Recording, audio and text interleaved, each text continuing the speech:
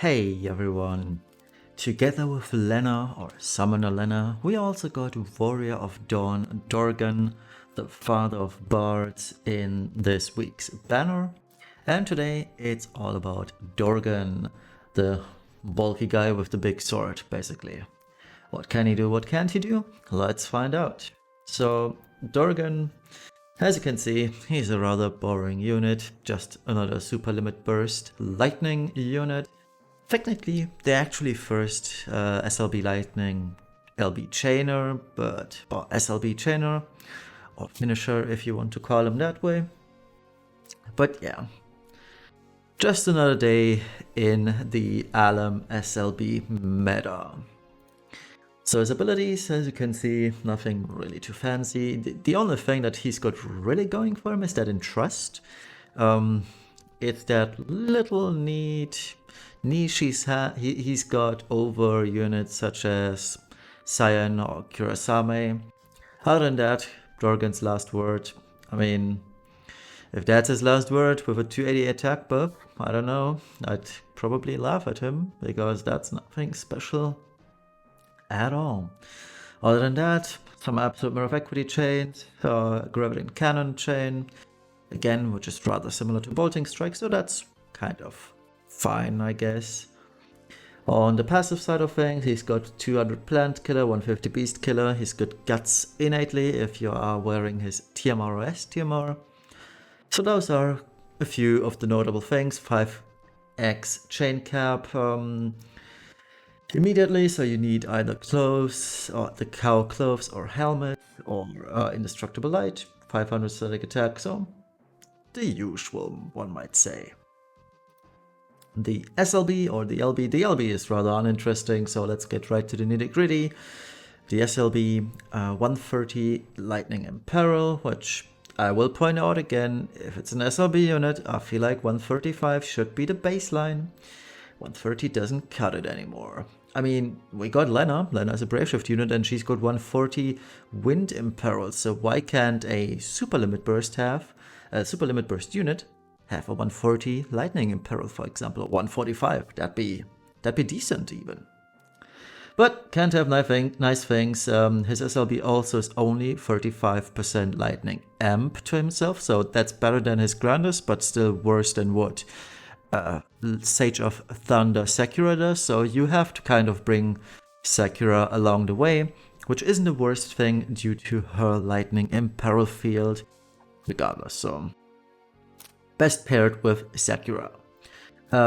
He increases his own damage towards plants and beasts by 100%, which is again rather underwhelming for a super limit burst unit, but his damage, lightning physical, 300x, standard, but it's okay, especially if you are using Tybus's STMR. The TMR and STMR, TMR Materia, 50 attack, 40 beast plant killer. I mean, it says trash, it is absolute trash. I have no reason to state otherwise. The STMR is a sword. It's a two-handed sword with 200 attack at 1.05 to 1.55x variance. And while this sounds pretty decent, the kicker is that the good things are locked to Final Fantasy V units only. So the static 500 attack and the 50% LB damage, those are only FF5 units. I should also specify this, it's non-mage Final Fantasy V units. So Bards, it's Gilgamesh, it's Dorgann basically, who are getting these buffs. So not for Lena, which is to be expected, she wouldn't want to wear this anyway. It's a good sword, to be honest, but it's hardly ever usable because it's a sword. We don't have a decent or meta sword Imperil unit anymore. That was Noctis or Arden back in the day, but nowadays, who's gonna do the sword Imperil? Oh, I should specify one that matters. So, yeah, I mean, kind of left with nothing there. You do want to use the sword because it is his best in slot, technically speaking, for the 500 static attack. So it's he's in a bad spot regarding TMR STMR, but then again, it's only guts that he gains from his Trustmaster passive, so foregoing the sword might be okay, even though it costs him 50 LB damage. The vision card, I talked about this yesterday in my Lena review. It is absolutely garbage tier, especially when you compare this to the Final Fantasy Type 0 card, or Celestis card for that matter. Both of them have higher base stats, both of them have higher mage attack passives, and higher static attack as well, so I don't know what to tell you, but this card is utter trash. And that's sad, because Final Fantasy V deserves better than this. On the flip side, the animation is cute though, so I guess that's something. Let's get to the damage builds, etc. So what I added here is the Field Imperil, 25% lightning, but nothing else was added. So if you want to take a look at this, pause the video for a second, check it out. But let's move on.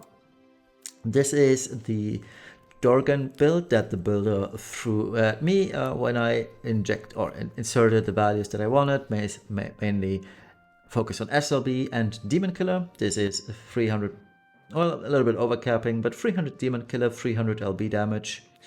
So max everything, and we were also able to include TIE versus STMR, which is rather neat.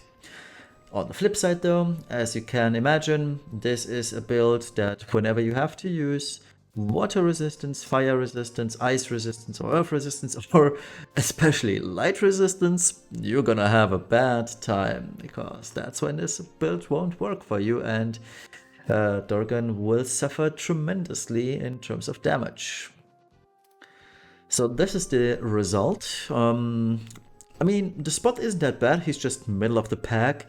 76% of Sephiroth's damage compared to Unit Arc Field build, to be fair.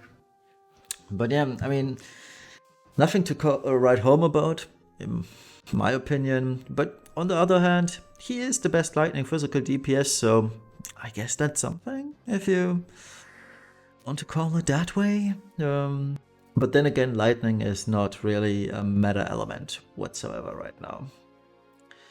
So how does he fare in the meta? I mean, as you've seen, he absolutely has nothing special going on for him. The entrustability kind of makes him a niche unit. You could entrust on, say, turn 1 or turn 2, and if you have him at EX+3, your SLB fills the LB gauge automatically anyway, so that way it could make things work a little bit easier to your liking. But then again, he is just your average useless super limit burst unit. No brave shift means you will have trouble gearing him for resistances, especially high resistances and high damage output, especially when you want to incorporate TIE versus STMR, which is a huge deal. I mean, for him especially, this is a straight up 10% damage increase, right? From 300 to 330x, that's just exactly 10% damage increase. So he really wants to use this, but the more resistances you have to fit in, the less likely it becomes that you will be able to put on TIE versus STMR 2. So yeah, should you pull? I mean, there is no need to pull for a unit that you will most likely never use. So the next, I mean, we all know by now that Gumi changes dark visions to their liking and to whatever they feel like is necessary or whatever they want to promote. Mostly it is some premium unit. And I haven't checked which premium unit should be the next, but it's probably going to be Dark Rain. So rest assured that the next Clash of Worlds will be tailored around Dark Rain or tailored towards his killer types, I should mention, not towards the element. But then again, Lightning, nah, not gonna happen. We do have a little bit more good stuff on the dark side. Join the dark side, by the way. And on the fire side of things, so it's either dark or fire, maybe at some point water, because we do have a few good water units, but never lightning. So since he doesn't bring anything to the table, the best course of action is to skip, hope for an off ban at some point, and even if that never happens, you'll be fine anyway. So I'm not pulling for him. I'm not also pulling for Lena because, well, you have hopefully seen my pull videos, and in every single one of those, there is always one evoker, meaning I will eventually get a lot of Lena along the way, even though I don't want her personally.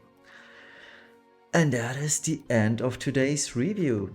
I hope this was still helpful to you.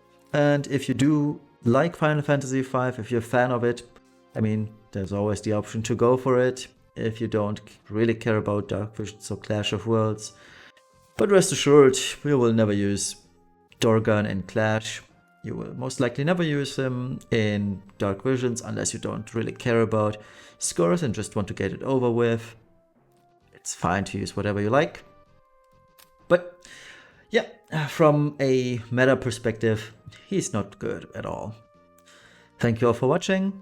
Have a wonderful rest of the Saturday evening, morning, afternoon, wherever you're from. And we'll see each other soon. Bye bye.